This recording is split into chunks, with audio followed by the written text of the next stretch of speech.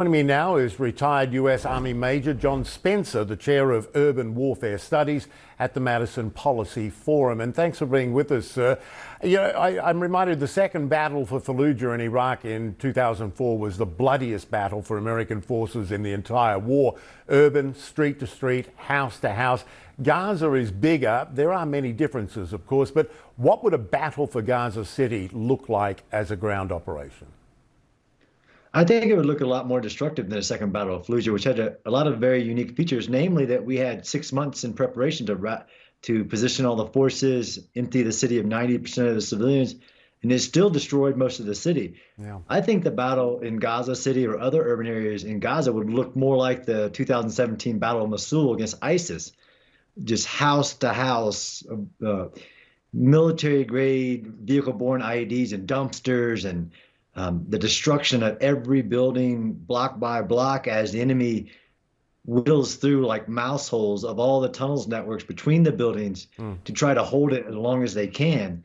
I mean, war is killing, war is destruction, but even with all the modern technologies of today's world, in order to do an operation to clear it of enemy like ISIS, like Hamas from a city and take away their military capability, it's very destructive and very costly to everybody. So what then are the major challenges of such an environment? I covered Fallujah and I covered Mosul. Tell us what the major challenges are. Major challenge is that the defenders had time to prepare, and that no matter what, you have to move forward and basically wait until the defender shoots you. And that's the problem with the anti-tank guided munitions, the RPGs. I mean, in that second Battle of Fallujah, we lost 6 tanks in the opening hours just from the enemy's volley fire. It's called combat in hell because you have to like walk down the street and get punched in the face to find where the enemy is. And then once you find them, most of your weapons really challenged to punch through steel, concrete, reinforced, concrete. So that's why you see much more use of artillery.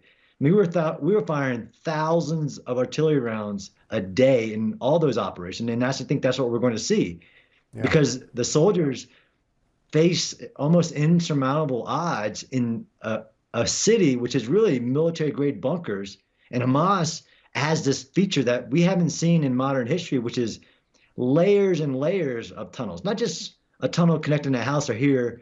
I mean, very deep tunnel complexes that really you have to go down or clear or have to deal with the fact that the enemy can escape all the bombing. Tell us more about that. I mean, because there are marked advantages for the home force, if you like, the entrenched force. They know the turf. Tell us about those advantages and what tactics Hamas might employ. Yeah, so there are some disadvantages that Hamas didn't have, like ISIS did with these layered obstacle belt outside the city. Yeah. But inside the city, you can guarantee Hamas has prepared it in every type of guerrilla tactic that we've ever seen in urban warfare. Being able to move underneath one building, you call in fire and you don't get the enemy, he just moves to the next. And you precisely, with precision-guided munitions, destroy the whole block, trying to get a few enemy combatants inside there who can pop up behind you, in front of you, in the house you just cleared. It's really hard to do this operation because every direction you face, a potential bomb, houseborne bombs, vehicle bombs, underground bombs. But the tunnels are very unique because that's usually once you identify where the enemy is, then you can use precision-guided ammunition or infantry or tanks to take them out. But if you can move all throughout the city under those tunnels, they'll have planned to attack you once, pop up behind you, move to the next building. And that's why it just takes so long. It took us 9 months to pry, less than 4,000 or 5,000 ISIS from the Battle of Mosul. Yeah. 9 months and 100,000 troops. Yeah, I remember it well. I mean, how does the presence of hostages being there complicate Israel's options in a tactical sense? Yeah, in a tactical sense, it's like a paradox. The longer you wait, the less chance that the hostages might be alive. The faster you go, the more chance that the hostages will be used.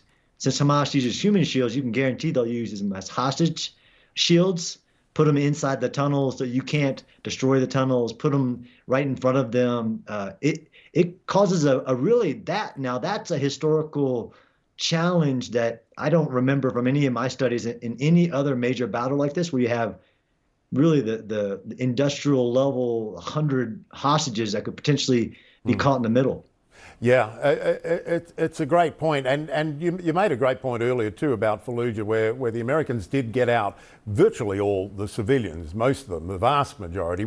There are going to be civilians in Gaza because 1 million people haven't left. What do you fear the next few days are going to look like? How bloody could it get?